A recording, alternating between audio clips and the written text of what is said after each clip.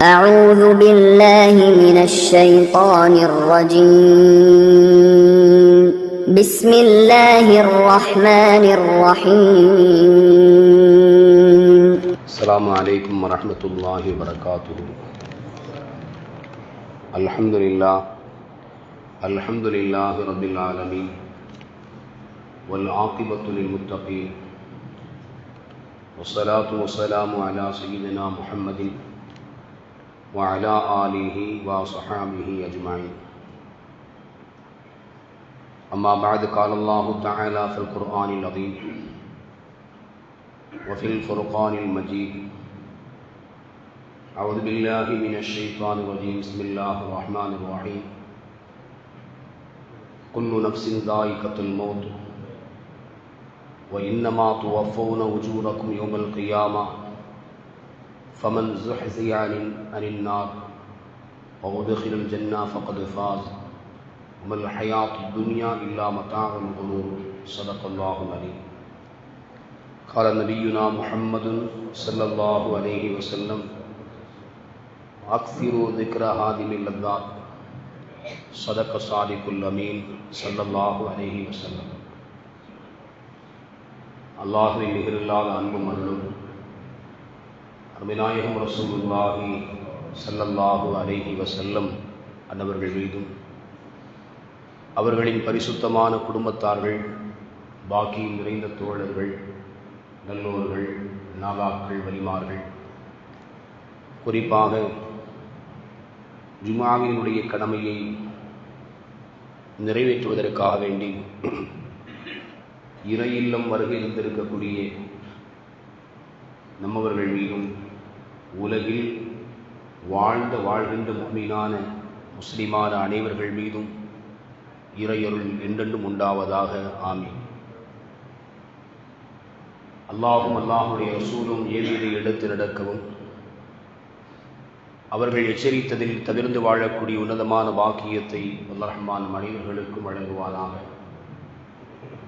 கடந்துவிட்ட நிமிடங்கள் வரையிலும் நம்முடைய வாழ்நாளில் நம்மை அறிந்தோ அறியாமலோ நாம் செய்த குற்றங்களையும் குறைகளையும் பெரும் பாவங்களையும் அல்லாஹ் மன்னிப்பதோடு, இனி வாழும் காலமெல்லாம் பாவத்தின் அளவில் மீளாது நெருங்காது நம்மை பாதுகாத்து நம்முடைய உள்ளங்களில் உண்டான ஆகுமான எண்ணங்களை, நாட்டங்களை அல்லாஹ் அங்கீகரித்துக் கொள்வானாக.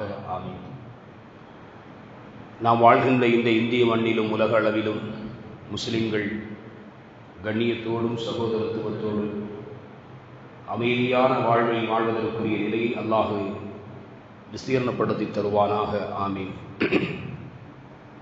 நாம் குழுமியிருக்கக்கூடிய இந்த இறை இல்லத்தின் வளர்ச்சிக்காக உடலாலும் பொருளாலும் ஆலோசனைகளாலும் உதவக்கூடிய அத்துணை நபர்களையும் அல்லாஹ் அவனது நிகரில்லாத பேரருளால் அங்கீகரித்துக் கொள்வானாக. ஆமீன். சங்கைக்குரிய அல்லாஹ் நல்லடியார்களே, கடந்த வாரத்தில் அதிகமான மரணத்தினுடைய செய்திகள் நம்முடைய காதில் விழுந்தது. ஒவ்வொரு மரணங்களும் நமக்கான உபதேசமாக இருக்கிறது. பிறப்பு என்கின்ற அந்த நிலை உருவாகிவிட்டது என்று சொன்னால், மனிதன் இறப்பதற்கான ஏராளமான காரணங்கள் இருக்கிறது. 90 காரணங்கள் இருக்கிறது என்பதாக சொல்வார்கள். ஒவ்வொரு காரணங்களாக ஒவ்வொரு மனிதன் ஒவ்வொன்றாக கடந்து வந்தாலும் கூட கடைசியில் முதுமை என்கின்ற அந்த காரணத்திற்குள்ளால் வந்து விடுவாரையானால் மரணம் அவருக்கு நெருங்கிவிட்டது என்பதை புரிந்து கொள்ளுங்கள் என்று சொல்வார்கள். இந்த வயதை அடைந்தால் மட்டும்தான் மரணம் ஏற்படும். இத்தனை விஷயங்களை உலகத்தில் சாதித்தவர்களுக்குத்தான் மரணம் ஏற்படும்.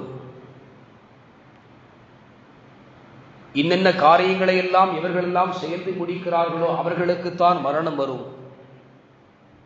இப்படியெல்லாம் எந்த வகையான வழக்கும் வழிகளும் இல்லை. எப்பொழுது வேண்டுமானாலும் எந்த நேரத்தில் வேண்டுமானாலும் எந்த இடத்தில் வேண்டுமானாலும் மரணம் என்பது நிகழலாம். கருவில் உருவாகி இரத்தக்கட்டிகள், சதைக்கட்டிகள், எலும்புகள், உடலமைப்பு எல்லாம் சீராக இருக்கிறது. பிறக்க வேண்டும் இந்த உலகத்தில் சில நிமிடங்கள் பாக்கி இருக்கிறது.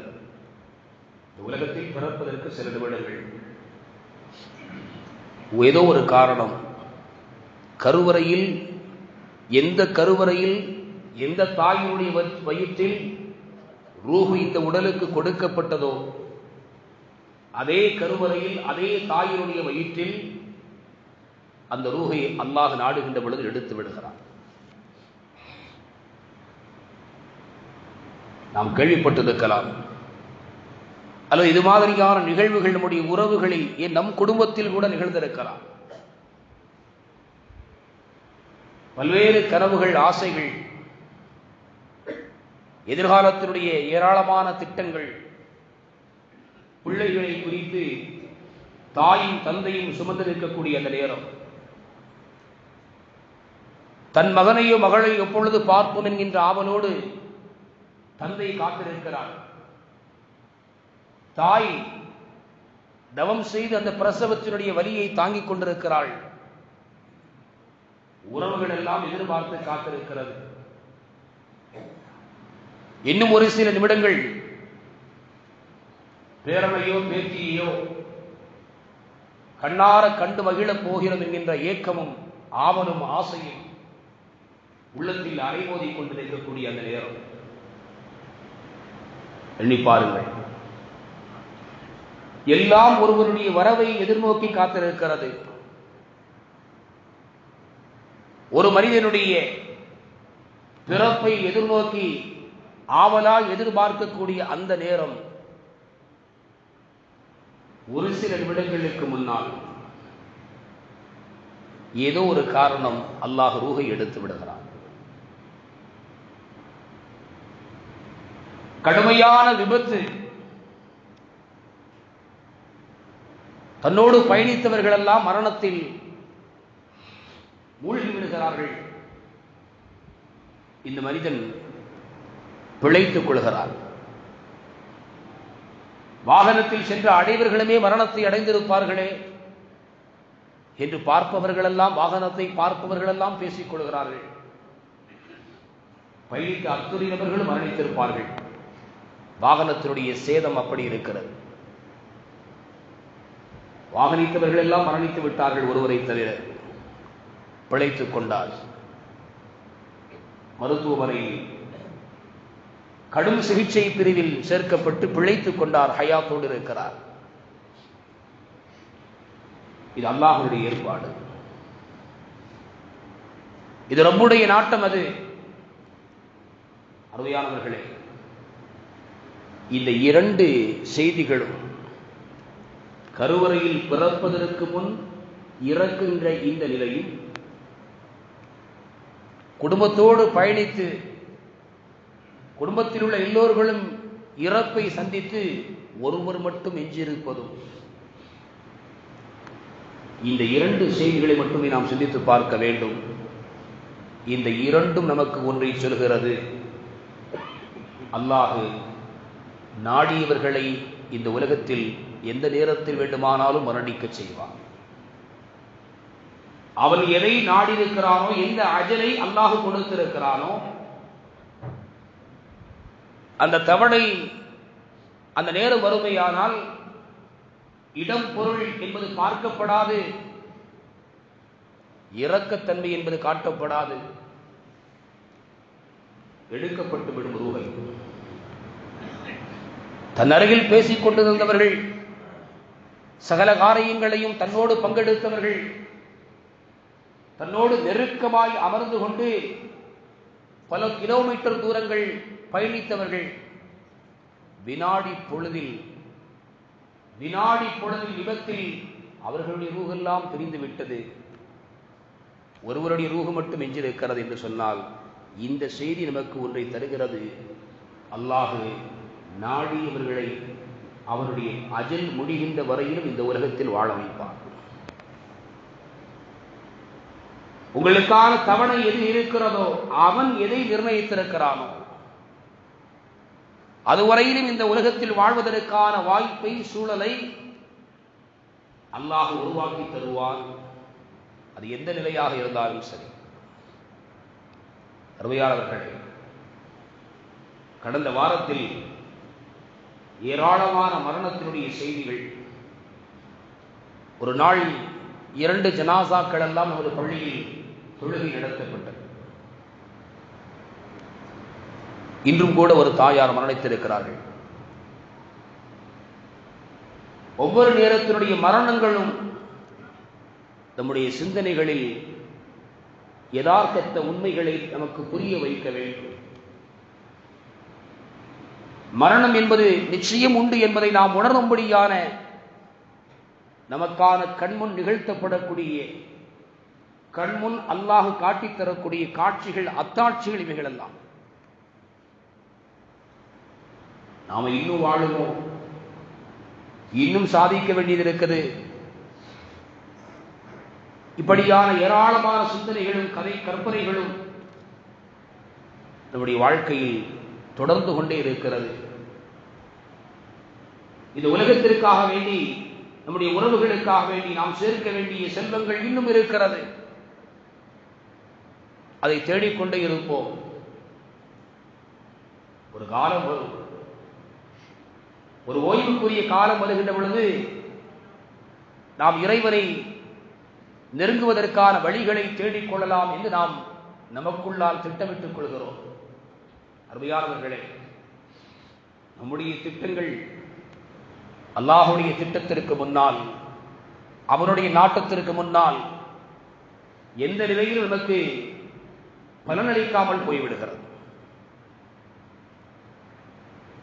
தொழுகையினுடைய நேரம், வாங்கனுடைய சப்தம் காதில் விழுகிறது, தொழுகைக்கு வர வேண்டும் என்கின்ற எண்ணம் நமக்கு வருவதில்லை.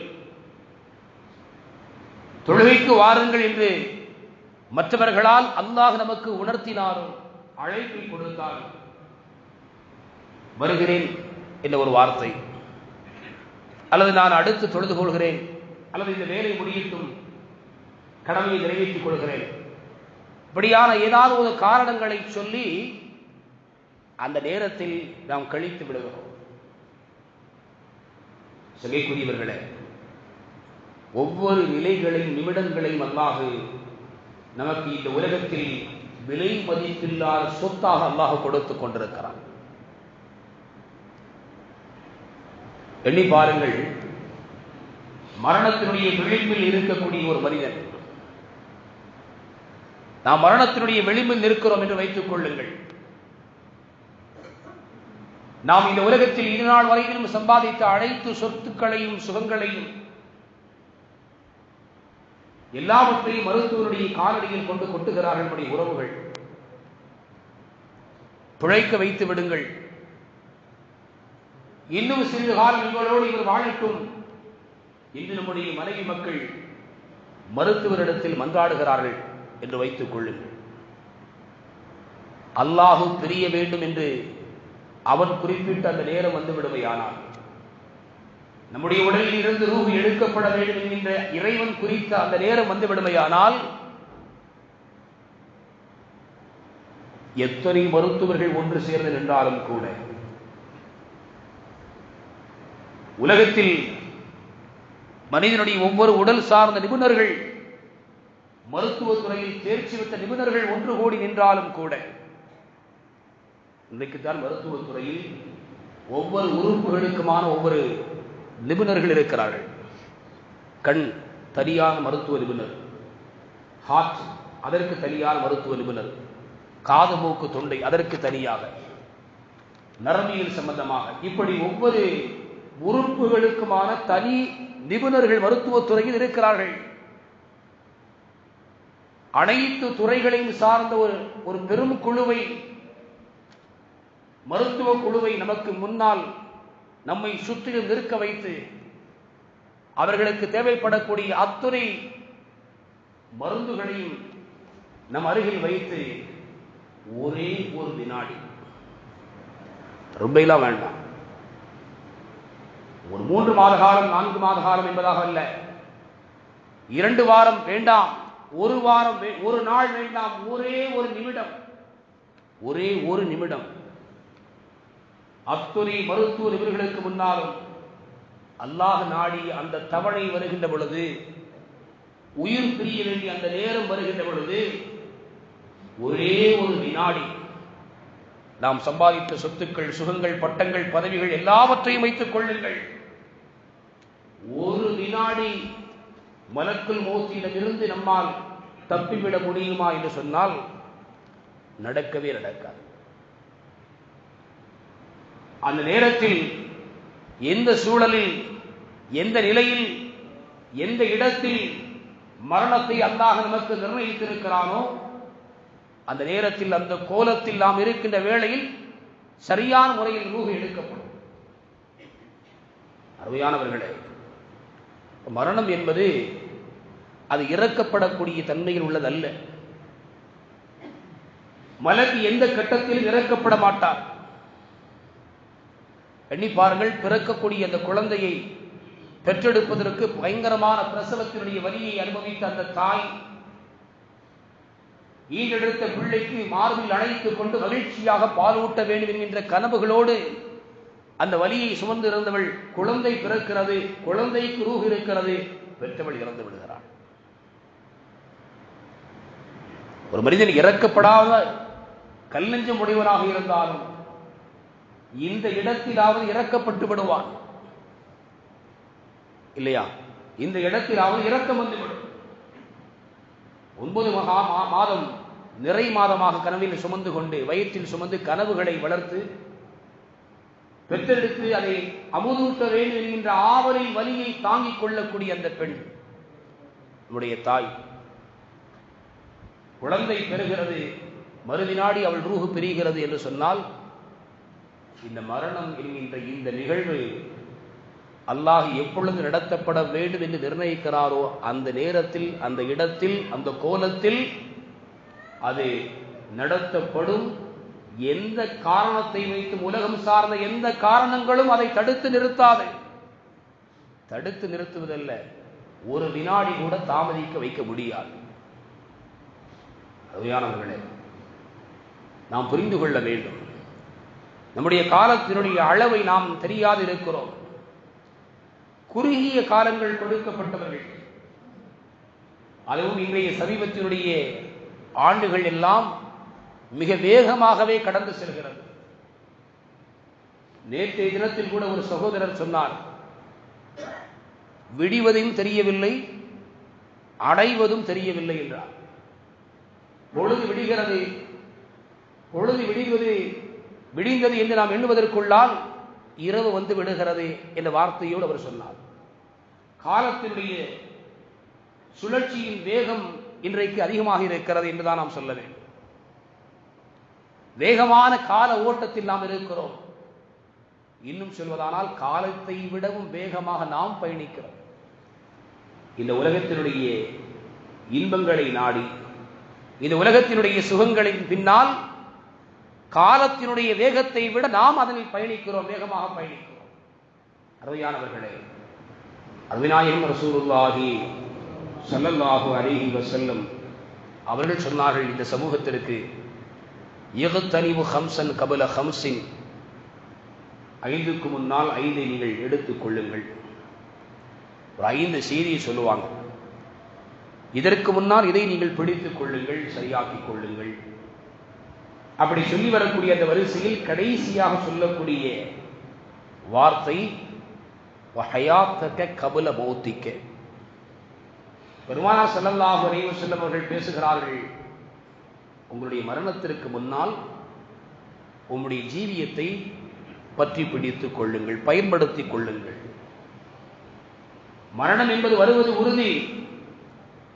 அது உறுதி என்பதைத்தான் நம்முடைய உறவுகளில் எத்தனை மரணங்களும் நமக்கு உணர்த்தி கொண்டிருக்கிறது. இந்த உணர்தல் இல்லாமல் இன்னும் நாம் எண்ணிக்கொண்டிருக்கிறோம், பல ஆண்டுகள் நான் வாழ்வேன், பல சாதனைகள் இன்னும் இந்த உலகத்தில் நான் புரிவேன். பல்வேறு மாற்றங்களை என்னால் இந்த உலகத்தில் உருவாக்க முடியும் என்கின்ற நடக்காத எண்ணங்களை குறித்து நாம் ஆசை கொண்டிருக்கிறோம். பெருமானார் ஸல்லல்லாஹு அலைஹி வஸல்லம் அவர்கள் எச்சரித்தார்கள், மரணத்திற்கு முன்னால் உங்களுடைய ஜீவியத்தை நீங்கள் நன்றாக ஆக்கிக் கொள்ளுங்கள், பயன்படுத்திக் கொள்ளுங்கள். அருமையானவர்களே, சையதுனா அலி கர்ரமல்லாஹு வஜ்ஹு அவர்கள் ஒரு இடத்தில் சொன்னார்கள், ஒமன் அராத வாயிலன், எந்த ஒரு மனிதன் நல்ல உபதேசியை நாடுகிறாரோ, பொதுவாகவே அன்றைய காலத்தில் ஒரு பழக்கம், தன்னை விட வயதில் மூர்த்த நபர்களை சந்தித்தால் அல்லது விஷயம் தெரிந்த அறிஞர்களை சந்தித்தால் தங்களுக்கு உபதேசம் செய்யுங்கள் என்று சொல்வார்கள். உபதேசம் செய்யுங்கள் என்று சொல்லி கேட்டு உபதேசங்களை பெறக்கூடிய ஒரு காலம் அன்றைக்கிறது. சும்மா நேரம் போகணுங்கிறதுக்காக வேண்டி கேட்கறது இல்லை, நேரத்தை கழிக்கணுங்கிறதுக்காக வேண்டி உபதேசம் கேட்கறது இல்லை. அந்த உபதேசம் எப்படி கேட்கறது அப்படின்னு சொன்னா, தன்னுடைய வாழ்க்கையில என்ன செய்யணும், செயல்படுத்தணும் அப்படிங்கிறதுக்காக வேண்டி உபதேசம் சொல்லுங்கன்னு சொல்றது. அப்ப சொல்லப்பட்ட உபதேசங்களை எடுத்து செயல்படுத்தி வாழ்க்கையினுடைய வழிமுறைகளில் செயல்பாடுகளில் கொண்டு வருவார்கள். ஆனால் இன்றைக்கு அப்படி வேறு மாற்றமாக இருக்கிறது. வாப்பா பிள்ளையை கூப்பிட்டு ஒரு விஷயத்தை சொன்னாங்க அப்படின்னு சொன்னா, அதுவரையிலும் இல்லாத ஒரு முகத்தினுடைய ஒரு பாவனை, ஒரு வெறுப்பு பார்வை, ஒரு அலட்சிய பார்வை பிள்ளையினுடைய முகத்தில் வெளிப்படுகிறது. ஒரு நல்லதை சொல்வதற்கு இப்படி உபதேசம் என்று நாம் எடுத்துக்கொள்வோமையானால், அதை கேட்பதற்கு எந்த விதத்திலும் மனம் உவந்து பிள்ளைகள் முன்வரக்கூடிய ஒரு காலத்தில் நாம் இல்லை. யாரும் கேட்பதாகவும் இல்லை. உபதேசம் செய்யக்கூடிய பெற்றோர்களும் குறைவு, கேட்கக்கூடிய பிள்ளைகள் மிக மிக குறைவு. ஆனால் அன்றைய காலத்தில் அந்த பழக்கம் இருந்தது. அலி ரலியல்லாஹு அன்ஹு சொல்றாங்க, ஒமன் அராத வாயிலன், நல் உபதேசியை யாராவது நாடினால், உபதேசம் யாராவது செய்யணும் அப்படின்னு ஆசைப்பட்டீங்கன்னா, ஃபல் மௌத்து யக்ஃபீஹி, அவருக்கு மரணம் என்ற ஒன்றே போதுமானது என்றார்கள் அலி ரலியல்லாஹு அன்ஹு. தனக்கு முன்னால் நிகழக்கூடிய மரணம் என்கின்ற ஒரு நிலை, ஒரு காரியம், இந்த மரணத்தினுடைய விஷயம் மட்டும் அவருக்கு மிகப்பெரிய உபதேசத்தை தருகிறது. இந்த உலகம் நிரந்தரமானதல்ல, இந்த உலகம் நிரந்தரமானதல்ல. இந்த உலகத்தில் எவைகளுக்கு பின்னால் நீ ஓடிக்கொண்டிருக்கின்றாயோ அத்தகைய எந்த ஒன்றும் நீ கபருக்கு செல்கின்ற பொழுது உனக்கு பின்னால் அது வரப்போவதில்லை. அவைகளும் நிரந்தரமானதல்ல. இப்படி ஏராளமான செய்திகளை நமக்கு முன்னால் மரணிக்கக்கூடிய ஒருவருடைய மரணம் நமக்கு உபதேசிக்கிறது என்கிறார்கள் சையதுனா அலி ரலியல்லாஹு அன்ஹு. சங்கைக்குரிய பெரியோர்களே, அல்லாஹ் ரப்புல் ஆலமீன் அருள்மறை திருக்குர்ஆன் ஷரீஃபில் மௌத்தை குறித்து சில இடங்களில் அல்லாஹ் பேசுகிறார். அல்லாஹ் ஒரு இடத்தில் சொல்கிறான், குல்லு நஃப்ஸின் ذائقத்துல் மௌத், ஒவ்வொரு உயிரும் இறப்பை சுவைக்கக்கூடியது. பிறப்பு என்கின்ற ஒரு நிலை, படைக்கப்படுதல் என்கின்ற ஒரு நிலை அவருக்கு உருவாகிவிட்டது என்று சொன்னால், மரணம் என்பது ஒன்று இருக்கிறது. பிறந்து விட்டோமையானால் எந்த வினாடியில் வேண்டுமானாலும் மரணிக்கலாம். அல்லாஹ் அவன் நிர்ணயித்த அந்த காலம் வருகின்ற வரையில் இந்த உலகத்தில் வாழ்வதற்கான வாய்ப்பு நமக்கு தரப்படுகிறது. ஒவ்வொரு ஆத்மாவும் மரணத்தை சுவைக்கும். சொல்வார்கள் அறிஞர்கள் சிலர்கள், மனிதனுக்கு ஒரு விதத்தில் அல்லாஹ் ஒரு விதமான ஆறுதலை தருகிறான். மரணத்தை குறித்து எண்ணக்கூடியவர்களுக்கு, அந்த சிந்தனை உள்ளவர்களுக்கு, நான் மட்டும் மரணிக்கப் போவதில்லை, எல்லோரும் மரணிப்பார்கள். மனித இனம் மட்டும் மரணிப்பதில்லை, அல்லாஹுவால் படைக்கப்பட்ட அனைத்து ஜீவன்களும் அனைத்து படைப்புகளும் அழிந்து போகக்கூடியது குர்ஆன் சொல்கிறது. அனைத்து படைப்புகள் இவைகளெல்லாம் நமக்கு பிரம்மாண்டமானதாக ஆச்சரியமானதாக இருக்கிறதோ எல்லாம் அழிந்துவிடும்.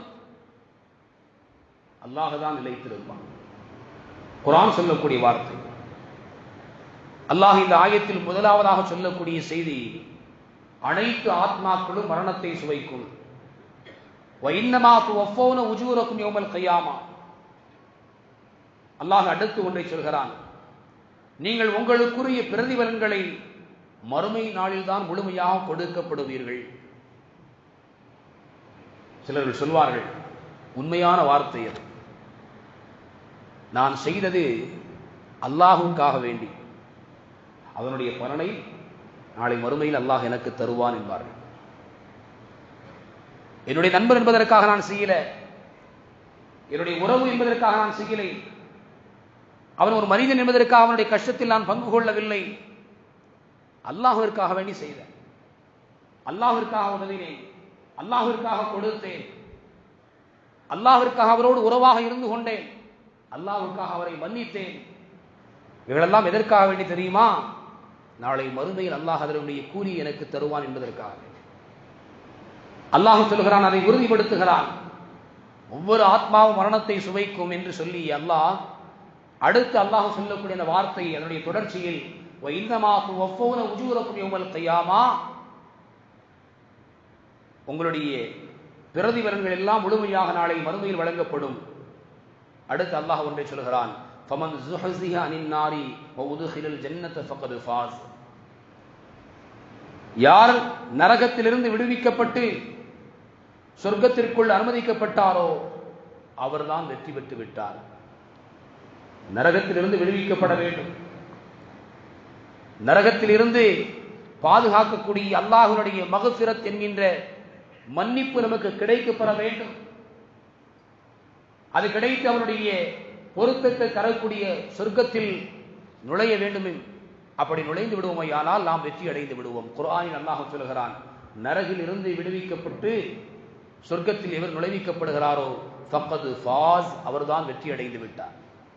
அருமையானவர்களே, இந்த உலகத்தில் சில சாதனைகளை, சிறிய சாதனைகளை நாம் செய்துவிட்டு நாம் வெற்றி அடைந்தோம் என்பதாக நாம் எண்ணிக்கொள்கிறோம். நம்முடைய வாழ்க்கையில் பல இலக்குகளை நாம் சந்தித்து நான் வெற்றி அடைந்து விட்டேன் என்பதாக நாம் பேசிக்கொள்கிறோம். சங்கைக்குரியவர்களே, குர்ஆன் சொல்லக்கூடிய இந்த வெற்றியை நாம் எண்ணி பார்க்க வேண்டும். குர்ஆன் சொல்லக்கூடிய இந்த மகத்துவமான வெற்றியை நாம் எண்ணி பார்க்க வேண்டும். இந்த உலகத்தில் நீங்கள் எந்த வெற்றியை வேண்டுமானாலும் சொல்லிக் கொள்ளுங்கள், ஒரு காலத்தில் அதை அழிந்துவிடும், மறைந்துவிடும். அதை சம்பாதித்து நாம் நிச்சயம் ஒரு நாள் மரணித்தே தீருவோம். நாம் சாதித்த அந்த செயல்களும் செயல் திட்டங்களும் சில காலங்களில் மாற்றி அமைக்கப்பட்டு விடலாம். ஆனால் மறுமையினுடைய வெற்றி என்று அல்லாஹ் குறிப்பிடக்கூடிய நரகத்தில் இருந்து விடுதலை, சொர்க்கத்திற்குள்ளால் பிரவேசிக்கக்கூடிய மிக உயர்ந்த உன்னதமான ஒரு வாக்கியம், அல்லாஹ் இதை சொல்கிறான், மிகப்பெரிய வெற்றி. இந்த வெற்றி என்பது சாதாரணமானதல்ல, ஒரு குறிப்பிட்ட காலம் அல்ல. அல்லாஹ் சொர்க்கத்தை குறித்து சொல்கின்ற பொழுதெல்லாம் ஹும் ஃபீஹா ஹாலிதூன், அவர்கள் அதில் நிரந்தரமாக இருப்பார்கள் என்றே அல்லாஹ் சொல்லுவான். சொர்க்கத்தை குறித்து அல்லாஹ் குர்ஆனில் சொல்கின்ற பொழுது ஹும் ஃபீஹா ஹாலிதூன், நிரந்தரமாக அவர்கள் அதில் இருப்பார்கள். அல்லாஹ் அந்த பாக்கியத்தை நமக்கு தருவானாக.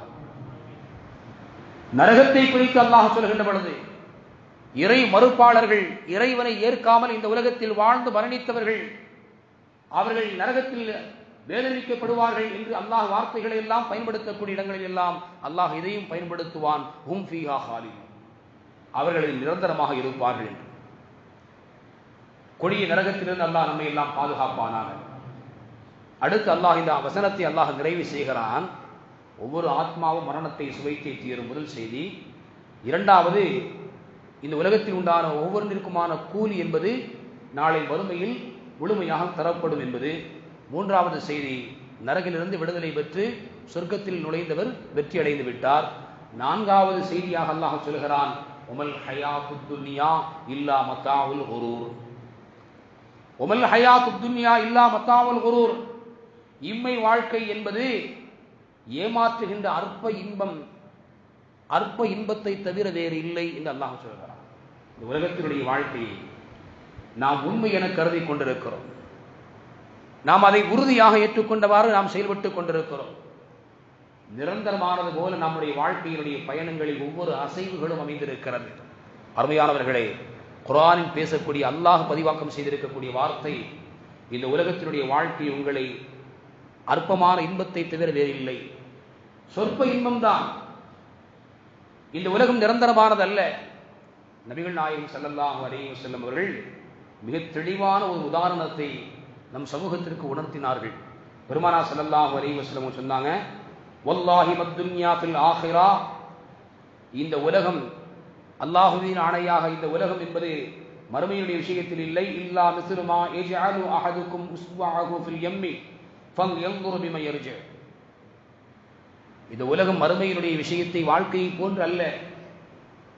உதாரணம் சொல்றாங்க நபி ஸல்லல்லாஹு அலைஹி வஸல்லம், உங்களில் ஒருவர் தன்னுடைய செய்கினை காட்டக்கூடிய விரலை கடலில் முக்கினார்.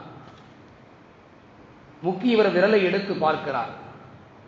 அவனுடைய விரலில் எவ்வளவு துளி அளவு நீர் ஒட்டிருக்கும் என்பதை அவர் பார்க்கட்டும் என்றார்கள் நபிகள் நாயகம் ஸல்லல்லாஹு அலைஹி வஸல்லம்.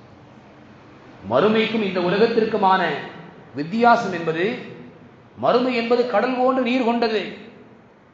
அதனுடைய அளவை நம்மால் அளக்க முடியாது, அதனுடைய ஆழத்தை நம்மால் புரிந்து கொள்ள முடியாது. மிக விசாலமான இடம் அது. அந்த கடலினுடைய நீரில் ஒரு மனிதன் விரலை முக்கி எடுத்து அந்த விரலில் அவருடைய நீர் எவ்வளவு தூரம் இருக்கிறதோ அந்த அளவிற்குத்தான் மறுமையை கவனித்து இந்த உலகம் என்பதாக முஹம்மது ரசூலுல்லாஹி ஸல்லல்லாஹு அலைஹி வஸல்லம் சொன்னாங்க. அருமையானவர்களே, நமக்கு முன்னால் நிகழக்கூடிய ஒவ்வொரு மரணங்களும் நமக்கான உபதேசமாக இருக்கிறது. அல்லாஹ் நமக்கு தந்திருக்கக்கூடிய இந்த வாய்ப்பை நாம் சரியாக அவனுக்கு வழிபடக்கூடிய விஷயத்தில் நாம் பயன்படுத்திக் கொள்ள வேண்டும். அல்லாஹ் ரப்பல் ஆலமீன் வாழும் காலமெல்லாம் பரிபூர்ணமான ஈமானோடு வாழ்வதற்குரிய வழியையும், எல்லா காலகட்டங்களிலும் அவனை வணங்கி வழிபட்டு வாழ்வதற்குரிய உயர்ந்த நர்பாக்கியத்தை மத ரஹ்மான் நமக்கும் நம்முடைய சிந்தைகளுக்கும் வழங்குவானாக. வ ஆகிரு தஅவானா அல்ஹம்துலில்லாஹி ரப்பில் ஆலமீன். அஸ்ஸலாமு அலைக்கும் வரஹ்மத்துல்லாஹி வபரகாத்துஹு.